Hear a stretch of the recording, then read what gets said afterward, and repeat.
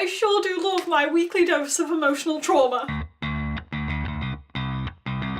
Hello everybody, it's Katie here. I have just watched episode 16 of Shadowhunters and I am suffering. The amount of emotions that we had to go through with MALEC in this episode. Oh my god, yeah. It was big sad. We got big happy at the end, but you know, we had to suffer to get there. The episode opened on this lovely scene of Alec and Magnus. And I knew it was a dream, obviously, because I knew from the previews that Magnus was in hospital and it wasn't great. But Magnus was clearly dreaming this moment between the two of them, having a dance in his apartment. Oh my god. This scene. I'm very happy that we got to see Harry dance in the show, and it was such a beautiful scene, but I was stressed while watching it because I knew it wasn't real. They looked so cute dancing together. But then you could hear Alec saying, "Magnus, stay with me," and Dream Magnus started getting all confused. The scene went very dark, they kept spinning really fast, and then it cuts back to where we left off in last week's episode, where Magnus is on the floor, Alec's calling for help, and Katarina comes in and she's trying to save his life. The most stressful opening of an episode in Shadowhunters. I don't know how I survived, let alone Magnus. So Magnus is in hospital. Katarina tells Alec that although he will regain consciousness this time, his body is rejecting the Magnus. His body is rejecting the Magnus. This episode has fried my brain. His body is rejecting the magic that Lorenzo gave to him. So if he uses even the slightest hint of that magic again, he could die basically. So Alec is on the warpath once again in this episode, determined to get Lorenzo to help him because he's the only one that can. I love how last week I was like, Can we go to Jem for some help, please? No, it turns out we've got to go to Lorenzo. So Alec goes to see Lorenzo. I love that scene where he's just standing in the apartment, clearly wishing he was Magnus Bane with the little drink in his hand, and even the blazer that he had on was very Magnus-like. No, it's not gonna happen, Lorenzo. Just drop it. At first, Alec is quite argumentative with him. He's trying to use his own anger to get Lorenzo to help him. Clearly it's not working. Lorenzo's pulling out this whole sob story about how hard he's worked to get where he is. He hated watching Magnus be the person that everyone talked about. What a baby. Honestly, grow up. You are over 300 years old. It's time to stop. Imagine being alive for that long and still being a petty bitch. So when that doesn't work, Lorenzo kind of magics Alec halfway across the room, and I thought Alec was going to walk away at that point, but he didn't. He came back in, and this time he basically begged Lorenzo to save Magnus's life, and he started crying, and oh my god, I hated this scene. Genuinely was close to tears seeing Alec just bear out his soul to Lorenzo. Yeah, wasn't ready for that. The way he pointed out that Lorenzo had had plenty of chances to fall in love, but Magnus was his one. His one. Yeah, that tore me apart. Just a little. And it definitely got to Lorenzo as well. You know something is emotionally traumatizing when it makes Lorenzo question his attitude. So when Magnus regains consciousness, Alec has to tell him that the magic hasn't worked out and that the only way to really save Magnus's life is for the magic to be removed. And of course, Magnus doesn't take to this well. Before he got the magic back from Lorenzo, we had this discussion about how magic is Magnus's world. It's such an integral part of who he is, and so we had to go through that again, but in a more serious way this time, because it was literally a life or death situation. Alec asks Magnus if his magic is worth dying for. Magnus is unsure, but he kind of uses Alec as a way to prove that he needs magic. It doesn't quite work out for him, but he tries to argue that Alec fell in love with him because of who his magic made him. And then we have Alec putting him in his place and telling him that that's not why he loves him. This whole speech, genuinely, this is one of my favourite scenes in the whole show, just because I loved every single word that Alex said in this moment. He completely assured Magnus that his magic does not bother Alec either way. That's not one of the reasons why he loves him at all. And I really think that Magnus needed to hear that as well, because the frame of mind that he's in, he thinks that people only care about him because of his magic. So it was great for him to hear somebody tell him all of the reasons why he's wonderful outside of that. The way Alec was saying that it was magical every time Magnus stepped in a room, with his magic or not, I was in pain. So that speech persuades Magnus to let Lorenzo go ahead and remove his magic. What I loved was the little moment afterwards where Lorenzo said that it didn't change anything and he was still keeping the apartment. And Magnus was like, all I need is right here. Yes! See, Lorenzo, you can have the apartment and all the fancy artifacts and all the classical music in the world, but you can't have Alec. So who's really winning here? So then the end of the episode, we have Alec going to see Mayrus. And he tells Mayrus about Magnus's brush with death and how it's made him realise that he really wants to be with Magnus for the rest of his life and that he needs the family ring. Yeah, I was gone at this point. What I especially loved about this scene is how genuinely thrilled Mayrus is. Can we talk about that character development? Oh, think back to season 1 when she was all for Alec marrying Lydia, but everything about that scene was just perfect, and yeah, we had a happy ending to an episode. I feel like I say this every week, but once again, I love how well their relationship works. Whenever there's problems, they work through it together. They are a team.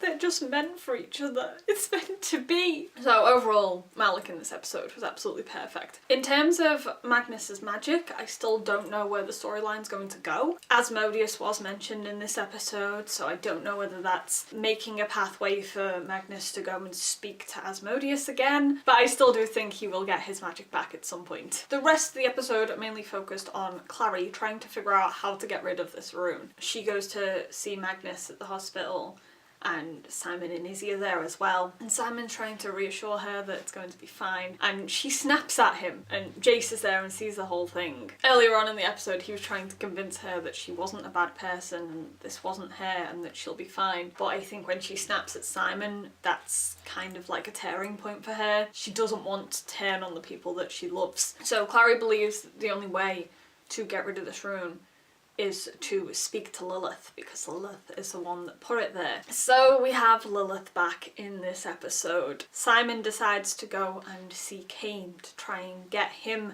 to help them. I'm loving the little Sizzy hints that we are getting at the moment. That scene in the sewers, so pure. I can't wait for them to have a bonding session outside of the sewers. You know, it's a shame that we keep getting these moments down there in a not very nice place. But the whole pinky swear thing, that's literally the cutest thing, because we all know that they're going to break their pinky swear with each other. I literally adore them, and I can't wait until we get more Sizzy. So they convince Cain to face Lilith. He's obviously reluctant because Lilith literally ruined his whole life, but they do convince him in the end. Elsewhere, we have Jonathan also trying to get to Lilith. So he's found out that the Morningstar sword is with the Seelie Queen. The Seelie Queen is all for killing him in an act of revenge because Lilith slaughtered some of her court. He offers her a deal. He's always got a deal. So he offers to kill Lilith in exchange for the sword. He sends himself off to Edom. Then we have Clary, Jace, Simon and Izzy setting up this whole trap to summon Lilith. And Jonathan gets to her first. This scene between them in Edom, they're as creepy as each other, honestly. Lilith's got this whole sub story about how Asmodeus has taken her crown and confined her to this room, and Jonathan's talking about how he wants to help her. I love how she was like, why don't I trust a word that you say? Mood. In this situation, mother knows best. It was creepy the way that he snapped when she was saying she would have killed Clary. And I don't think Lilith liked the fact that clearly he's more attached to his sister than he is to his mother. She wants this devoted son that looks up to her, and you know, he's more obsessed with Clary. So I think she's kind of jealous of that fact. Who's more creepier in this situation? Honestly, I don't know. He gets the knife out ready to kill her, but of course she gets summoned by Clary. I love the fact that we got to see Clary, Jace, Simon and Izzy all working together in this episode, and they have this whole grand setup to try and keep her in place. And at first, it's working. I mean, they have to slightly torture her to get information out of her, but it does work in the end, and she does give them the information. She goes on to talk about Glorious and how the heavenly fire in the sword was the only thing that could break the connection between Michael and Lucifer. But the sword was destroyed, so as Lilith says, there is no hope for Clary. Of course, this was always going to go wrong. You can't just summon Lilith and expect it to be happy and fine in the end. Jonathan appears! Why does he always have to appear? We have a fight scene between him and Jace, and then Izzy gets involved, and of course they know they can't really hurt him without hurting Clary, and I hate the way when Izzy's whip wrapped around his wrist, it was hurting Clary as well. Jonathan has the upper hand until he goes to attack Izzy, who is defenseless because her whip is far away from her. When he goes to do that, Simon loses his shit. Straight away he's over there biting his neck. He didn't even consider the fact that it was going to hurt Clary at that point. He just saw that Izzy was in danger and went for Jonathan straight away. Izzy clearly means a lot to Simon at this point. So that affects Jonathan to the point where he's not able to fight them the way he was. And whilst all this is going on, you have Lilith doing what she does best and trying to manipulate Cain. Honestly, I thought we were going to be happy for Cain in this episode. I thought he was finally going to overcome his demons, face Lilith, and bring her down. I thought maybe he might die in the process or something, but I thought he was going to be a hero. Didn't really work out that way. She told him she'd bring back Abel if he came to protect her in Eden. And yeah, he listened. Despite Simon telling him that she's manipulating him, she's doing what she does best, he didn't listen. He decided to go with Lilith. Good times! So that's something we've got to think about in future. We still have Jonathan wanting Clary to help him, and Clary steps forward, she gets her stele out and she's doing a rune. And honestly, I thought that she was going to make him escape again. But no, this time her rune sends him straight to the prison in the Institute. Finally, we have him trapped. Don't know how long for, but he is trapped for now. It turns out every time Jace steps in, it helps Clary snap out of this bond she's got with Jonathan. The problem with this is that Jace isn't always going to be there to stop her. And I'm wondering if that's going to be a thing that comes up in the future. If he isn't there to snap her out of it, what is she going to be capable of? Because every time she's gone too far with something so far, he has been there. So I have a feeling we could see Clary go too far without Jace's help at some point. But at the moment, Jonathan is trapped within the Institute. That's not going to last for long. We know he's not going to be contained. We've definitely got worse things to come. Whether he's going to get out of there himself, or whether he's going to have help, whether it's going to be Clary that helps him because of this damn rune, I don't know. What we do have to look forward to is finding out more about Heavenly Fire. Isabel has explained to Clary the situation with the underground clave project, so I'm sure they're going to be looking more into that and finding out how to use Heavenly Fire to their advantage. Who knows where things are going at this point? Once again, this is Shadowhunters and anything can happen. So the final thing that I wanted to talk about in regards to this episode is Luke. Poor Luke is still in prison and now he's getting beaten up by people that he helped put in prison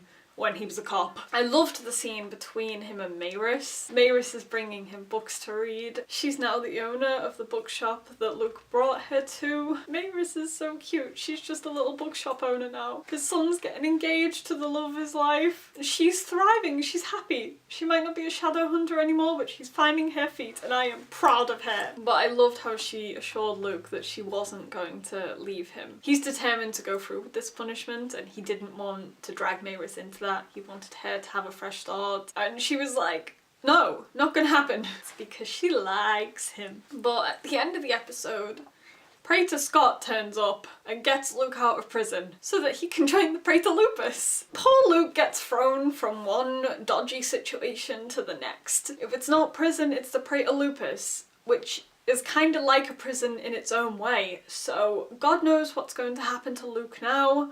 The level of stress that I have. I just want Luke to be happy. I want him and Maris to own the bookshop and have a happy life together. Will I get that?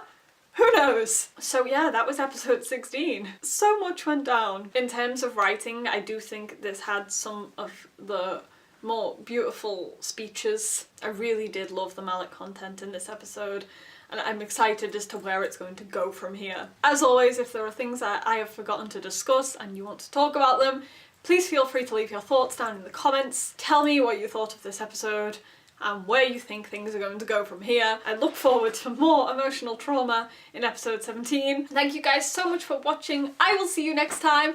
Bye!